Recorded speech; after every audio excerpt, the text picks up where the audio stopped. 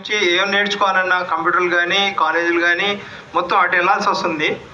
North Machilipatnam వైపు, south వైపు అంత సౌకర్యాలు లేవు. స్పెషల్లీ రిక్వెస్ట్ చేసేది ఏంటంటే స్కిల్ డెవలప్మెంట్ భాగంలో ఏదైనా ఒక బ్రాంచ్ మన మైనారిటీ వార్డులో ఎక్కడైనా పెడితే కనుక ఈ పిల్లలకు కొద్దిగా అందుబాటులో ఉంటుంది. అదొక కోరిక మాది. ఎందుకంటే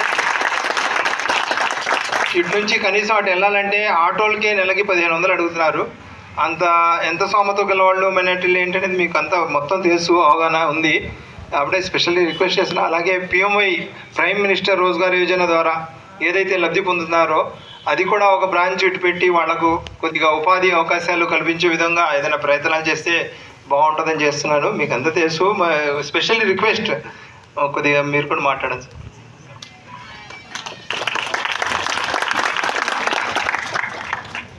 సలాం అలైకుం. అందరికీ నమస్కారం. మరి ఈరోజు మన హజరత్ ఇమాం హుస్సేన్ ట్రస్ట్ ద్వారా ఒక చక్కటి కార్యక్రమాన్ని ఏర్పాటు చేసి ఈ కార్యక్రమాన్ని ఆహ్వానించిన మరి ట్రస్ట్ అధ్యక్షుడు అబ్బు గారికి ముందుగా హృదయపూర్వక నమస్కారాలు తెలియజేస్తాను.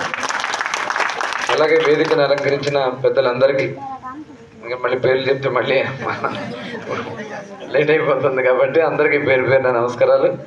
ముఖ్యంగా ఈరోజు కంప్యూటర్ ట్రైనింగ్ తీసుకుని ఈరోజు సర్టిఫికేట్ తీసుకోవడానికి ఇచ్చేసినటువంటి అందరూ స్టూడెంట్స్ అందరికీ, ఆడబిడ్డలకి, యూత్కి అందరికి కూడా మనస్ఫూర్తిగా హృదయపూర్వక అభినందనలు తెలియజేస్తున్నాం మీ అందరికి కూడా.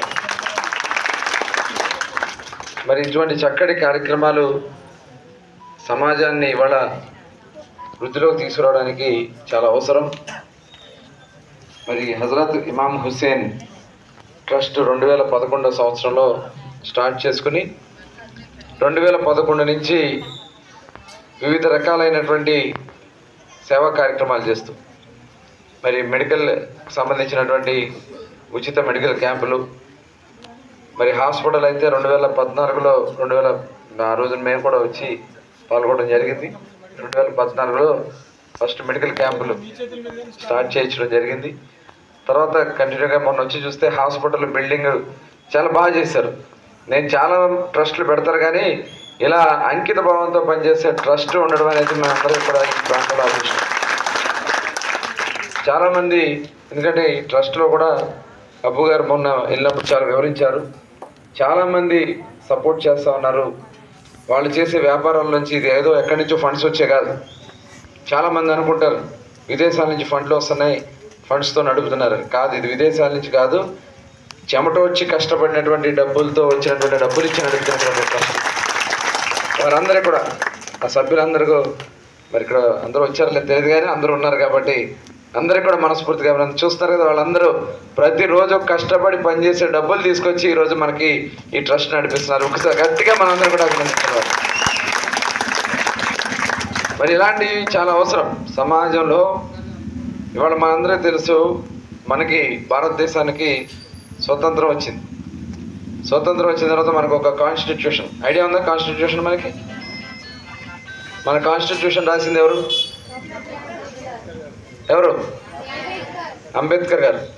అంబేద్కర్ గారు చదువుకోవడానికి కూడా కొంతమంది సపోర్ట్ చేస్తే ఆయన విదేశాలకు వెళ్ళి చదువు రావడం వల్ల అక్కడ ఉన్నటువంటి అవన్నీ కూడా చదువుకోవడం వల్ల ఇవాళ ఒక మంచి కాన్స్టిట్యూషన్ మన భారతదేశానికి వచ్చింది.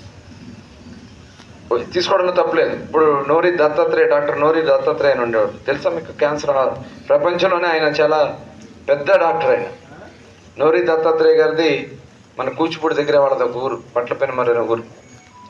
ఆయన బందర్లో ఉండి హిందూ కాలేజీలో ఇదివరకు పూటకూళ్ళు అనేవాడు. భోజనం ఒక్కొక్క ఇంట్లోకి వెళ్ళి ఒకరోజు భోజనం చేయటం, నెక్స్ట్ డే ఇంకొక ఇంట్లో, అట్లా వారాలు చేసి ఆయన వాళ్ళ ప్రపంచంలోనే బెస్ట్ డాక్టర్గా ఇవాళ నిలబడ్డారంటే ఇవాళ అలాంటి